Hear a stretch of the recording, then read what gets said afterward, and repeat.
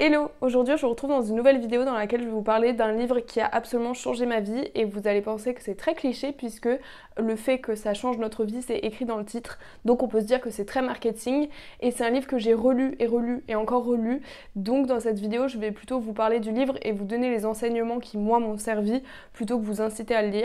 Le livre en question, c'est Miracle Morning, un livre de Hal Herold. Et c'était mon premier livre de développement personnel et à l'époque, ça m'a fait un déclic.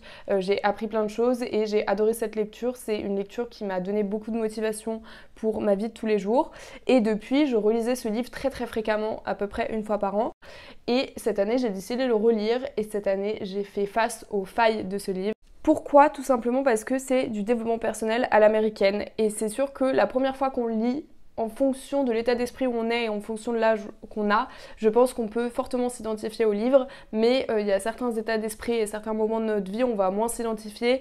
Et là, cette année, je me suis vraiment rendu compte que c'était beaucoup de développement personnel à l'américaine. Lui, il a une histoire qui est un petit peu dramatique. Enfin, on voit bien que il part de rien, entre guillemets, et il utilise cette technique pour s'élever. Et c'est très américain dans les tournures de phrases. On sent que c'est très à l'américaine. Et même dans la traduction, je trouve que ça se ressent parce qu'en français, en fait, il y a des tournures de phrases très américaines, très, vous savez, pour être le meilleur, la meilleure version de soi-même, etc., qui en français passent pas bien du tout et c'est presque ridicule.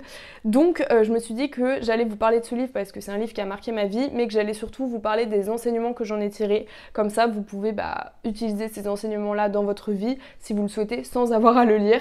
Avant de vous donner les enseignements, je vais rapidement parler du sujet du livre. Le livre, c'est une méthode qui s'appelle le Miracle Morning, qui consiste à se lever un peu plus tôt que l'heure à laquelle vous vous levez habituellement pour appliquer 5 étapes que lui considère comme miraculeuses avant de commencer votre journée pour devenir la meilleure version de vous-même. Les 5 étapes que lui préconise, c'est le sport, la lecture, l'écriture, la méditation et la visualisation, je crois. En gros, lui, il va expliquer comment mettre en place cette routine du matin pour essayer de devenir la meilleure version de vous-même dans tous les aspects de votre vie. Et il va également développer chaque habitude, comment vous pouvez la mettre en place le mieux possible en vous donnant des outils. Et donc, quels sont les enseignements que j'en ai tirés? Le premier enseignement que j'en ai tiré, on va parler de quelque chose en rapport avec la lecture. Depuis que j'ai lu ce livre, je lis tous les matins de tous les jours de ma vie.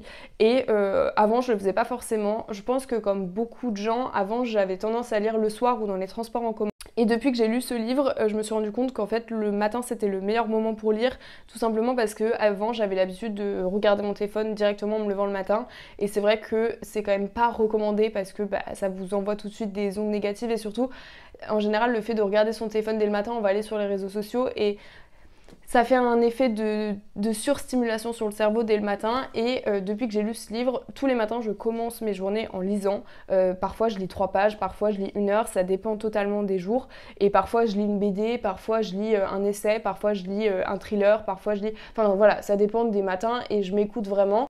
Mais le fait d'avoir pris cette habitude-là, ça a vraiment changé ma vision déjà de la lecture parce que je prends beaucoup plus de plaisir à lire le matin quand mon cerveau est reposé et du coup je suis beaucoup plus concentrée et en fait je trouve que c'est une façon géniale de commencer la journée parce qu'il y a plein de livres que j'adore et donc j'ai envie de me lever le matin parce que je sais que je vais pouvoir lire un petit peu avant d'aller au travail ou de faire autre chose dans ma journée. Donc ça c'est le premier enseignement que j'ai tiré de ce livre et je pense que ça peut un peu s'appliquer selon vous, quelle est votre passion à votre vie.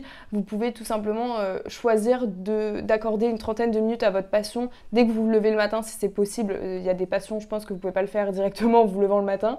Mais ouais, je trouve ça chouette parce que je trouve que c'est un moment le matin assez calme où il n'y a pas beaucoup de bruit, il n'y a pas beaucoup d'agitation. Donc ça peut être le moment de prendre un peu de temps pour faire quelque chose qu'on aime.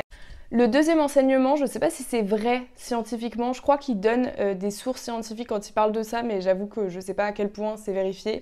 Mais en tout cas, dans le livre, il dit que généralement le corps humain n'est pas fatigué. Il y a plein de moments où en fait vous n'êtes pas vraiment fatigué, mais juste vous êtes déshydraté.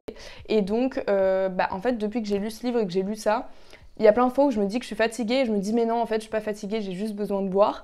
Et donc le fait de me dire ça, ça fait en sorte que je bois beaucoup plus qu'avant. Il y a un peu ce côté où du coup je m'auto-persuade que je suis pas vraiment fatiguée et que j'ai juste soif et dans l'autre sens ça me permet de boire plus. Donc voilà, je sais pas si scientifiquement c'est vérifié, je sais pas si c'est un enseignement qui va vous servir, mais voilà, c'est une des choses que j'ai retenues de ce livre. La troisième chose qui rejoint un peu ce que je disais par rapport à la lecture, c'est que la première chose que vous faites le matin va déterminer tout le ton de votre journée. En fait, il explique que si le matin vous êtes dans un état d'esprit où vous avez envie de traîner, où vous allez, je sais pas, regarder un film directement en vous levant, ce genre de choses, et bah généralement vous allez avoir une journée un petit peu moins productive que si directement en vous levant, bah, vous faites des choses pas forcément productives, mais par exemple bah, lire ou je sais pas, vous avez quelque chose à ranger chez vous, vous commencez la journée en rangeant, etc.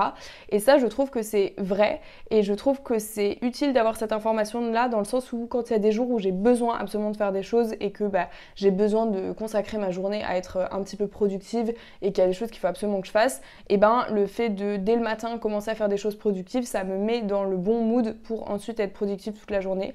Et bah, c'est aussi positif dans l'autre sens parce que les jours où je sais que je sens que mentalement je suis un peu fatiguée ou que physiquement je suis un peu fatiguée ou que je suis pas très bien, et bah justement je me mets pas la pression à faire des choses productives tout de suite et je me laisse bah, le temps de respirer et le temps de faire autre chose parce que c'est aussi ça qui est intéressant dans ce livre. C'est très américain, on parle beaucoup d'être la meilleure version de soi, mais on parle de ça de façon productive et moi je trouve qu'il faut l'aborder aussi dans le sens non productif et dans le sens où être la meilleure version de soi c'est aussi s'écouter et savoir écouter bah, quand votre esprit ou votre santé mentale bah, elle n'est pas au maximum et que du coup il faut savoir s'écouter et s'arrêter.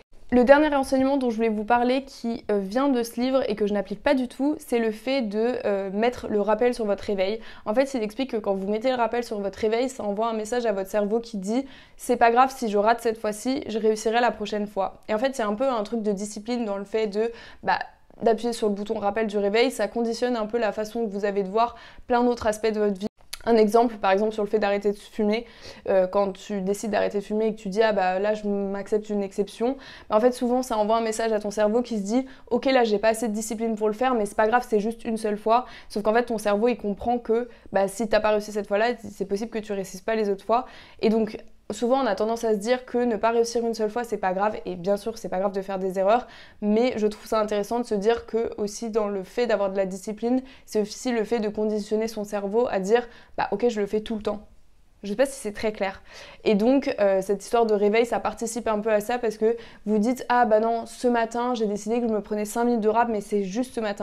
Encore une fois, bien sûr, c'est ça le problème avec le développement personnel, c'est que je trouve qu'il faut jamais être catégorique. Je trouve que c'est un enseignement qui est intéressant, mais qu'il faut toujours l'adapter à votre état d'esprit, à la situation, au contexte. On peut pas toujours se dire, ah bah là si je rate une fois, mon cerveau il va se dire que c'est fini pour tout jamais. Mais je trouve ça intéressant parce que quand vous avez besoin de mettre en place de la discipline, bah du coup vous pouvez utiliser cette chose-là de dire ok bah la discipline ça passe aussi par le fait de ne pas mettre rappel sur mon réveil et de me lever directement. Il faut savoir que je ne fais jamais ça. Et les personnes avec qui je dors ne supportent pas parce que du coup bah, quand je dors et que je dois me réveiller, je mets 400 réveils et je peux me... En général j'ai à peu près 1 heure de marge entre mon premier réveil et l'heure à laquelle je suis vraiment censée me lever parce que je sais très bien que je vais jamais me lever directement. Donc je suis le pire exemple, mais j'ai trouvé que c'était intéressant ce raisonnement là, donc je voulais vous le partager. Voilà, j'espère que cette vidéo vous aura plu. Je suis très contente de vous avoir parlé de ce livre parce que même si aujourd'hui je suis plus d'accord avec 100% du livre, bah, ça a un peu marqué ma vie de lectrice et ma vie tout court, donc je trouve ça intéressant de vous en parler. J'espère que la vidéo vous aura plu et je vous retrouve la semaine prochaine pour une nouvelle vidéo.